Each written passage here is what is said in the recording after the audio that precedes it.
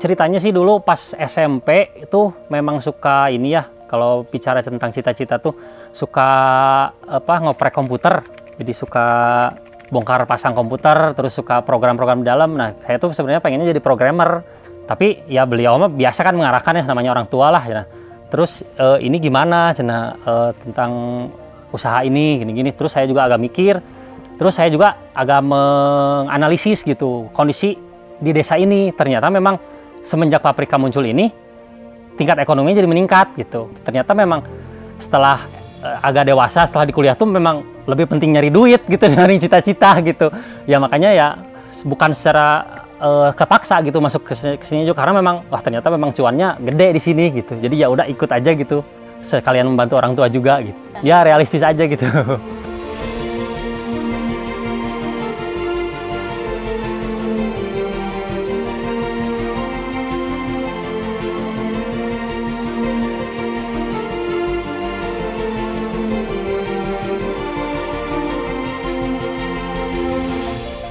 Saya sampai berhutang itu 100 juta lebih, 150-an juta gitu.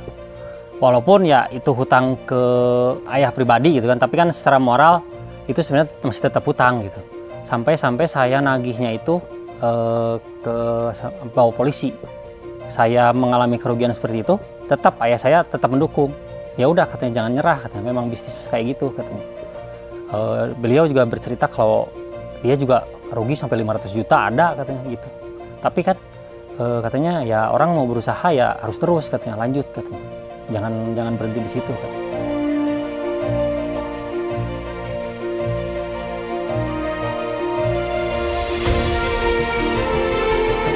Kalau omset itu kita bisa hitung misalkan dari kebunnya aja ya. Dari kebun itu misal 1000 meter, kita punya kebun 1000 meter itu punya 3000 pohon.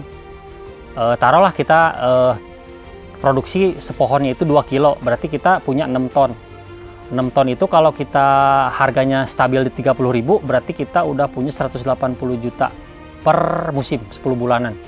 Berarti kalau dibagi 10 itu bisa 18 juta per bulan.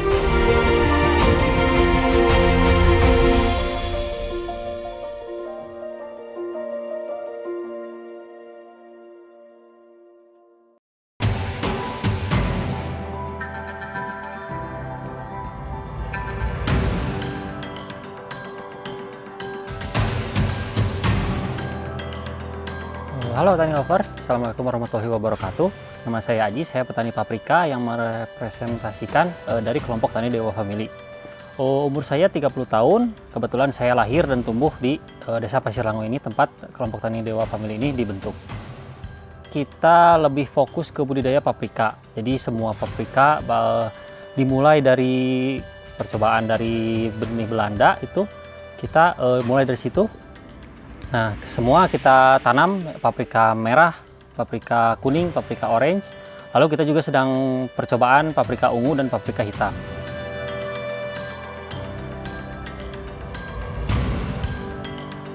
Luas lahan kita sendiri seluruhnya dengan mitra petani itu sampai 3 hektar. Budidaya yang dilakukan di sini secara hidroponik ya, menggunakan greenhouse. Jadi kita harus memiliki rumah kacanya, rumah greenhouse-nya. Lalu untuk penanamannya sendiri kita itu dilakukan dengan media tanam, polybag dan arang sekam. Dan teknik-tekniknya pun menggunakan seperti fokus di nutrisi, karena kan hidroponik itu fokus di air dan nutrisi. Makanya kita tuh jangan sampai dalam menanam paprika itu kekurangan air dan kekurangan nutrisi, itu sangat fatal gitu. Terus greenhouse juga, greenhouse ini berguna untuk melindungi dari hama, lalu dari air hujan, karena memang tanaman paprika ini tidak bisa terkena air hujan karena bisa layu. Karena memang hidroponik fokus di nutrisi ya, jadi kita berinovasi terus dalam nutrisi gitu. Kita itu dulu menghabiskan nutrisi itu untuk satu paket itu bisa habis 1 juta, tapi kita terus riset kembali nutrisi yang optimal seperti apa, hingga sampai sekarang itu bisa sampai 850.000 biayanya. Inovasinya sih di situ sih paling gitu. Kalau untuk produktivitas tentu meningkat ya. Walaupun memang dari awal datangnya paprika ini kita itu bisa dapat produktivitas tuh 3 kiloan per pohon dalam satu musim. Akan tetapi semakin lamanya paprika ini dibudidayakan, terus hamanya juga semakin tidak terkendali karena memang ada kejenuhan lahan. Nah, produktivitas itu menurun, sempat menurun hanya sampai 1 kilo satu pohon dalam satu musim. Nah, tetapi dengan inovasi nutrisi yang sekarang yang kita kembangkan ini, kita bisa mencapai 2 kilo. Bahkan kalau yang udah senior, udah bagus dalam mengurus membudidayakan paprika, itu bisa sampai 2,5 kilo.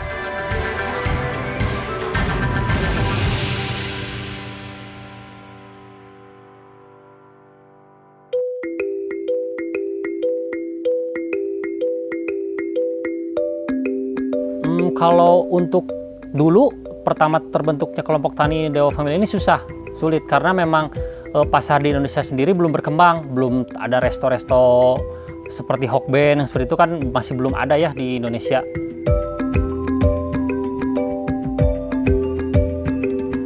Nah, penjualannya pun susah, paling dulu juga kita jual ke pasar paling hanya bisa 10.000 sekilo gitu. Tetapi kita itu kan dibantu dinas juga, dinas tempat. Nah, karena kan kita bentuknya badan kelompok tani ya, jadi kita dibantu, kita diperkenalkan dengan eksportir. Dulu tuh kita sempat ekspor ke Singapura, dibantu oleh eksportir.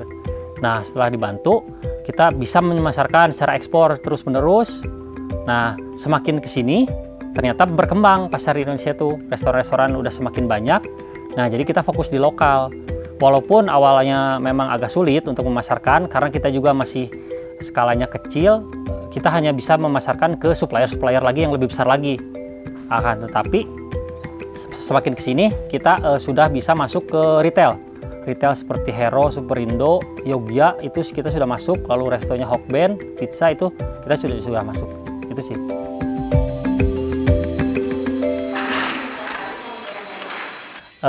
Yang mengusung atau yang merintis kelompok tani ini kan kebetulan ayah saya sendiri. Nah, ayah sendiri itu kan namanya Deden Wahyu, dia singkat Dewa gitu, Deden Wahyu.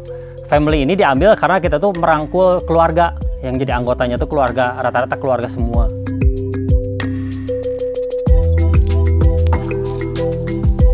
Dulu kan pas yang tadi saya bilang pas percobaan dari Belanda itu kan semua semua petani tuh berumbuk bareng-bareng buat belajar petani paprika. Bikinlah koperasi mereka tuh.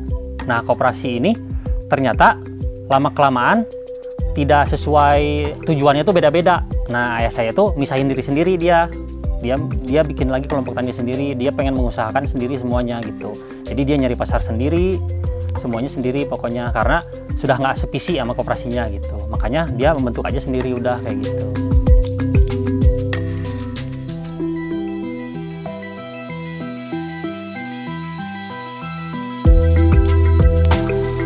Saya sebenarnya dari 2016 tuh udah lumayan nimbrung. Saya lulus S1 kan di IPB.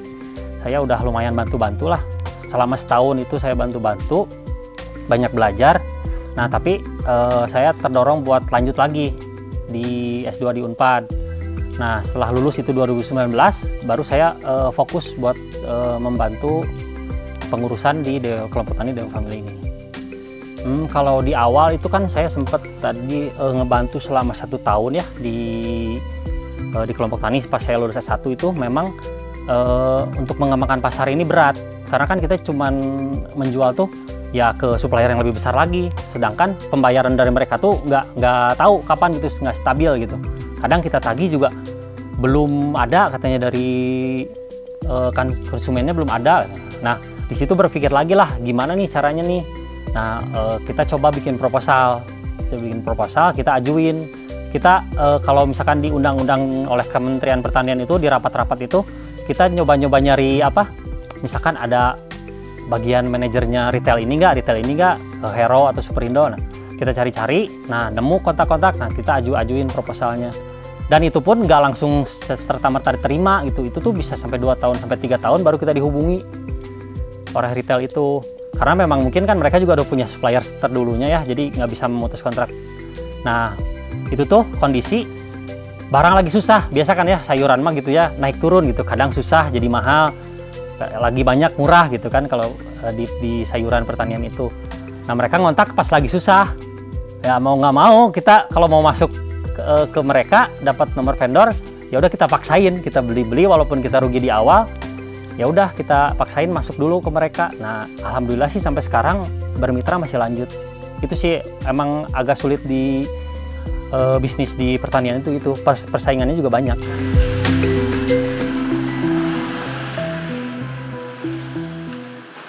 Kalau memang pebisnis itu tidak butuh privilege, memang agak semua juga butuh sih kalau menurut saya. Saya juga kan dimodalin oleh orang tua gitu. Walaupun terdengarnya sulit, tapi saya dimodalin, makanya saya berani gitu.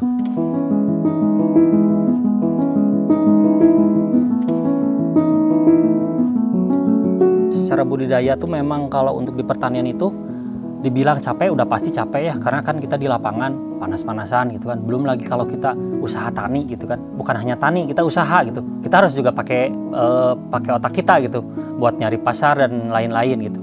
Tetapi saya garis bawahi kalau yang menyenangkannya itu di bisnis itu pengalaman sih, pengalaman. Selain dari pengalaman bertani, saya juga pengalaman ketemu banyak orang. Karena kan kita sebagai lembaga kelompok tani ini sering dapat undangan untuk bertemu dengan pebisnis lain, undangan itu, dan saya juga dapat pengalaman itu studi banding ke Vietnam. Sempat dulu studi banding ke Vietnam untuk belajar paprika di sana, dan wah ternyata memang paprika di kita itu masih cuman sekecil ini gitu. Lihat teknologi di sana lebih modern gitu.